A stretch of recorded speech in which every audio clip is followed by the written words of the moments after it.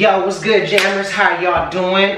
We appreciate you guys stopping through for yet another episode of Jam TV. We're gonna keep this thing here going every Thursday, every Saturday. Okay, I'm yours truly, BB Busy Bone, and I'm sitting here with J Cass. That's it? You ain't got nothing else to say? Just J Cass, model extraordinaire. That's it. Great mother, beautiful fiance, lovely daughter, soon to be a great wife, and all of the above, everything. All right, so today we're going to be doing, this is a part of our marriage classes. And when you get married in the Catholic Church, it's a little different than everybody else's way. It's a few rules. It's a couple of guidelines that they have to just improve your marriage. We're both Catholic. I've searched religions and I'm very open on faith and belief, but we were baptized, communion, all of those things written in the books and everything of that nature. So we're doing it traditional. We want to get married in a big church with the cathedral and everything else behind us. We want it to be beautiful. So saying all of that, I'll let baby take over from some of the stuff that she wants to let the jammers know. Yes, we're having to take marriage prep classes. We also have in the Catholic community, you have sponsors when you get married. So we have two sponsors, which is Deacon Samuel and his wife Jane, which we're so grateful because Deacon Samuel baptized Jam. So it's great that we got them as sponsors. And this right here that we have is For Better and Forever, our marriage prep books. These are our workbooks, jammers. We have to do homework, yes, and we meet our sponsors every Wednesday with our homework done. And today we're getting ready to do chapters 2 and 3. 2 and 3. For Better and Forever. So you ready to start chapter 2? Yeah, what's the first 17, right? 17. Yep. Chapter 2. The families from which we came from. Oh shit. Holy shit. They're getting deep already. No, point 1. Every family is powerful. You agree with that? Yes, I do. Totally agree with you. What You know, about that's that? in their own way, I guess, right? Yes. Okay, so basically I'm going to scale through this. Follow me if you can. If I start stuttering and shit, don't laugh, bitch. No. Don't laugh, bitch. No, that's what I said. For each of us, our family of origin has had the most influence in shaping our lives. We know that we inherit genes which cause us to look like people in our families. Genes even give us tendencies to develop certain diseases. Besides our genes, we also inherit certain ways of speaking, thinking, and acting. Our parents had the largest role in shaping our basic attitudes and value system. The truth is, we are the fruit of our family tree. Note, if you were adopted, in addition to the family in which you grew up, you will want to consider influences of your biological family. As teenagers, we tend to deny all of this. We often try to prove how different we were from our family. A normal task of every young person is to spend time examining himself or herself to learn how he or she is a unique individual within his or her family. During this time of life, one does not yet have the maturity to examine one's family in an objective and fully honest manner. However, as an adult preparing to marry, you have grown to an ideal time to devote time and energy to a thorough examination of your family and why. Okay, that was the first thing. What you think? I agree with a lot of this. I mean, what I got from this is basically like we inherit some of our traits and we become like kind of like our parents, like what we were taught, how we were raised, and kind of become who you are through your environment. Is what I got. What did you get from that? I mean, I agree with what you're saying, but I just really think that they just talking about family. I think that what they're trying to say is that if we do have problems, that it might be good to look at our family, ways to see if it's I just feel like that's where this shit's going. Like, I don't, you know. Like to help us and stuff? Yeah, I just think it's basically the prelude to, I guess, if you don't have an open, like if you don't have communication. You know what I'm saying? So, anyway. Gotcha. Okay, so point 2. My family determines the way things are. Do you want to go ahead and rock that? I'll go ahead. Okay, whether our family was mostly healthy or mostly dysfunctional, the way our family did things and the model for what each of us is normal, think it's normal behavior. If your parents spend time helping you with your homework and cheering for you when you played sports, you think of this as normal behavior. If your family always struggled to have enough money to pay for basic needs, you remember this and you are not amazed when you have to struggle to pay bills. In your family, the TV was always on and you rarely ate meals together. This will seem normal to you. If your father led prayers at family meals and took an active role in your religious education, you will consider it normal for real men to be leaders in the family, prayer and religious education. If violence or any kind of serious abuse took place in your family, you are less amazed to learn that this happened in other families. So that was point 2. There's no arguing that shit. Like that is just dead on. Dead on. Perfect. I can't really say too much anything about that. What about you? Yeah, I agree. Like it was just like flawless. Right. You know what I'm saying? Like what I was saying earlier, it's like you get used to how you are with your family and stuff. You know, like what you grew up with is normal. So. Right. And patterns, your judgment, Tell me. Okay, point 3. Point 3, critical examination of my family. Holy shit. During childhood and teenage years, we do not have the maturity to know what is healthy or unhealthy about many behaviors of our family. You will like the fact that your parents supported you in sports activities and helped you with your homework. You will have bad memories about physical or emotional abuse. Yet, knowing what is really healthy and what is truly unhealthy will not be easy for you. Only when we become mature adults can we carefully examine the behaviors of our family and determine why some behaviors were really healthy and others were unhealthy. I might have liked it that my family allowed me to eat supper watching TV. Only now as an adult can I see that my family did not practice a healthy tradition of having family meals. I may have been glad as a child that I was not forced to waste Sunday mornings going to church like some of my friends. However, as an adult, I may see that my parents failed to help me form healthy traditions of worship. Like, I know what I think. What you think? I agree with it. I totally agree. I think that this point really, it just is bringing us back to the church. It's bringing us back to God. It's making sure that it's implementing not just family time, but how it correlates with church. You understand? So I think that that's what that is. Now, point 4 is kind of hefty. You want to do first paragraph, I do next, or you want to rock this whole thing? Yeah, I can go. It's hefty. All right. Point 4, constructive criticism versus blaming. Okay, the first dictionary definition of criticism is the act of making judgments. Learning to criticize my family is not meant to be an excuse for blaming others. Constructive criticism is an adult process of learning to be honest about what really is going on in the family without wasting time or blaming. If my father or mother was an alcoholic or abused me in some way, admitting what really happened rather than try to pretend that these things did not happen is important and healthy. Whether my parents had a very successful marriage or a bad marriage, the goal is to admit what was real. Whether my brothers and sisters developed healthy relationships with one another or whether they have never succeeded in getting along, admitting the truth about these things is valuable. Why? Because we will never fully understand ourselves and our own behaviors until we understand the family from which we came.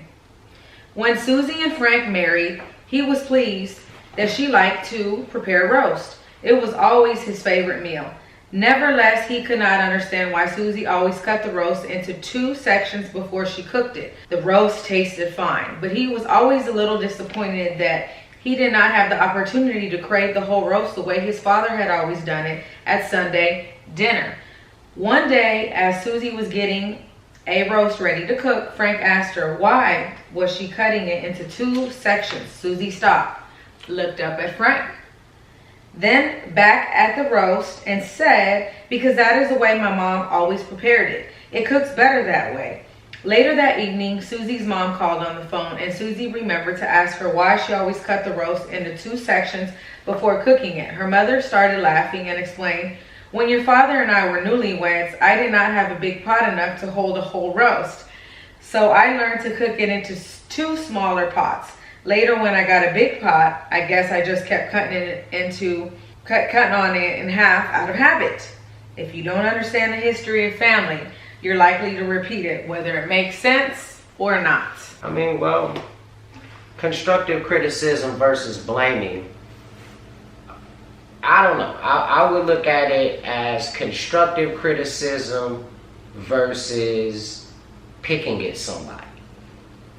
But I think the constructive criticism comes from finding out at the end of the day that cutting the roast into 2 pieces wasn't because it tasted better.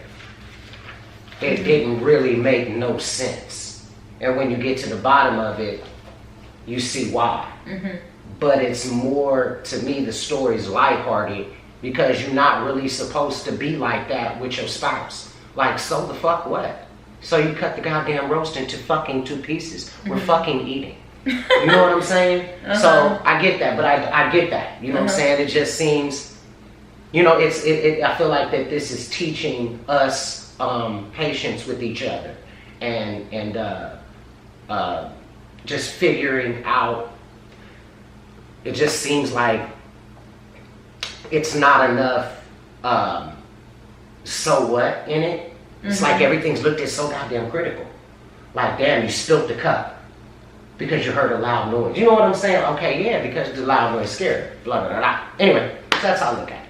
Okay, so exercise. Well, I was gonna go ahead. Make some. Oh, you had something to say about it? Go ahead. Yes, I got some things. I think, you know, this point for constructive criticism versus blaming, I take it as that, you know, Frank was trying to make a suggestion to Susie about, I guess, cooking it differently or whatnot, but I don't think he was blaming her in this. Did you get that, babes, that he was blaming her? Because I didn't get that. No, I just think that with this book, they want couples to just learn to understand each other, and just in case it's pissing you off, know that it's an easy explanation, and even know that she thought this is the way to do it because of something as she was taught technical or whatnot. It wasn't technical. It was because the pot wasn't big enough. It was out of necessity. You dig? So yeah, that's what I took. I didn't think because I'm reading the point for constructive criticism versus blaming, and it's like I feel like they're teaching us how to make suggestions, really. You know? That's how I took it. Yeah, definitely. So, definitely. Okay. Ready? Okay. So, this is exercises for reflection and dialogue 2. The families from which we came. Okay. Now, the following exercises for reflection and dialogue are designed to help you understand your family in a more objective way than was possible when you were a child. Children have little choice but to accept things that happen to them as the way things are in my family. And they have little understanding about whether the things that happen in their family are healthy or unhealthy. As an adult, however, it is possible for you to examine your memories about your family and make adult judgments about your family. Okay, I feel like that was just reiterating what they already just said, probably around in the first paragraph. It just sounded the same. Okay, so this part is part 1, the story of our home. Take time to draw the floor plan of the place where your family lived when you were about 10 years old, or the house you remember best. As you do this, add as much detail to the drawings as you can. For example, where is the TV? Was there more than one? Where did the family eat? And did you eat all together? Did you have a bedroom to yourself, or did you share a bedroom with others in the family? What kind of pictures were on the walls? After you completed the drawing of the floor plan, then ask the following questions. I'll get the phone. Pardon me, jammers. Somebody call. Just turn it down or turn it silent. Sorry, whoever's calling me, I gotta call y'all back. We have homework to do. Was it my dad? A couple of people you might want to turn that sound on. Okay, jammers, we're back. After you completed the drawing of the floor plan, then ask the following questions. I don't remember half this stuff, to be honest with you. Okay, but it's just basically remember as much as we can, and then what we do is we fill this out. We filled this out down here. Right, and this. Okay, so it's basically 1 through 13. Okay. Dang, I can't even get to the next page. You're good, you're good. Good Lord, what the heck? Okay, so basically, let me read these off to you guys. 1, I have my own bedroom, shared my bedroom with because. 2, our family spent most of their time together in. 3, we usually ate meals in. 4, we usually visited friends. We usually visited with friends. 5, we usually watched TV in. 6, we played mostly in. 7, what I liked best about our house was. 8, what I did not like about our house was. 9, the most important room in our house was because. 10, my favorite place to play was. 11, my parents' room was. 12, my most vivid good memory about living in this house is. And 13, my most vivid bad memory about living in this house is. So you know what I think? What? We don't really have to draw the blueprint per se. Mm-hmm. All we gotta do is basically answer these questions if we want to reflect. Mm-hmm. Okay? So that's what we need to do. I'm ready. You ready? I'm ready ready to start answering. So do you want to read yours and then your answer, or how do you want to do this? No, I just think we need to write our answer down in speed.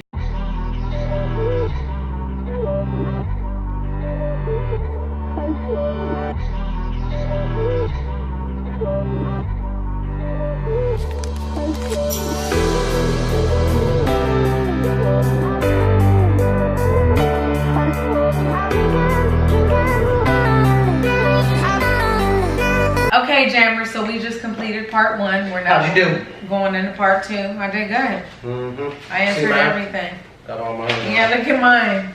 Word. Look. Word. I like wrote complete sentences and stuff and Way to do explained it. my answers, but Way to do it. we're now in part 2, family patterns of behavior. The following is a list of topics concerning which most every family will have a pattern of behavior, which is the usual way things are done. For each of the following subjects, complete the sentence in a way that describes something about the patterns of behavior in your family. Then if you judge that pattern of behavior was healthy, write H for healthy or U for unhealthy in the brackets provided. So basically, we have another set of, we have 37 questions.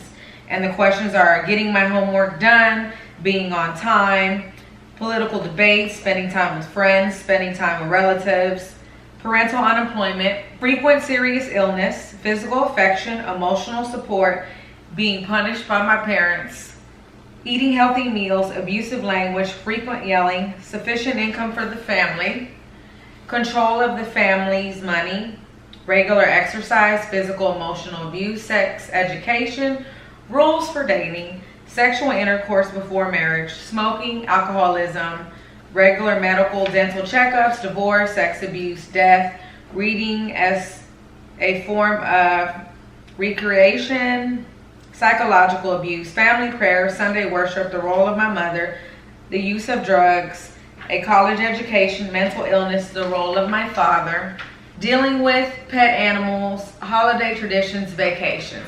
So we're getting ready to answer him. He's already started and I'm gonna start. We're gonna speed this up.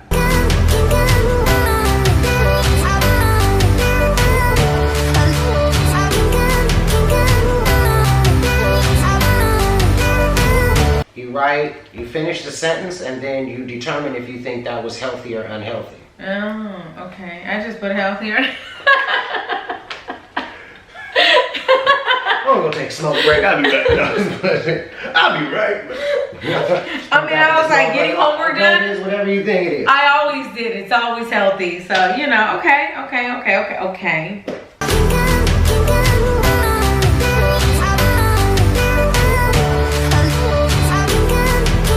Everything on here is unhealthy on my shit. No, mine's all healthy on mine. Whoever read this shit gonna be like, my nigga, your life was fucked up. You alright. You okay, baby. Look at all this shit. There's a U's all the way down here. Mine are all H's. Look, I got 1 H here, 1 H here. I got like 4 H's over here. Everything else is just a shit show, yo.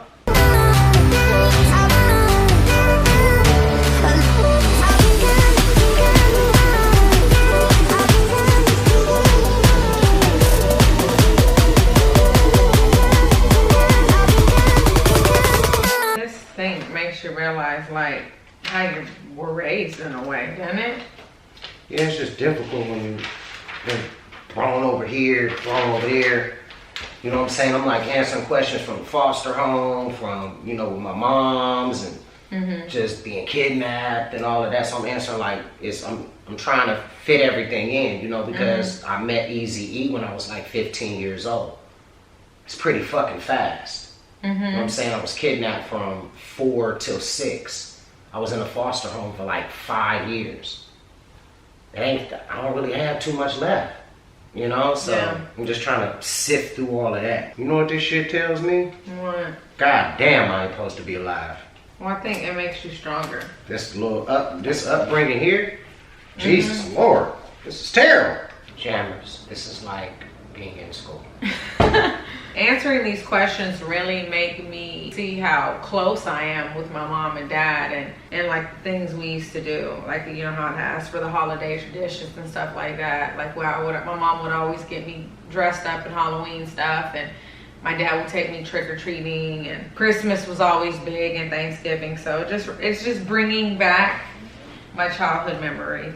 So Jammers, the next question after we fill these 37 questions, it says, when you have completed the above exercise, answer this question. What have you learned about your family through the examination of the patterns of behavior of my family?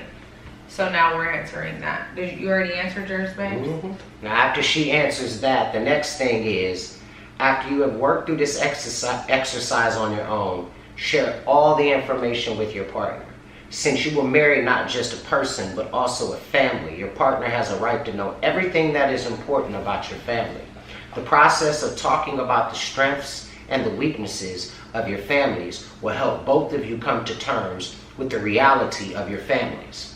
Make a special note of things that are different about your families. Remember, the goal of this chapter is simply to identify weaknesses and strengths in your family.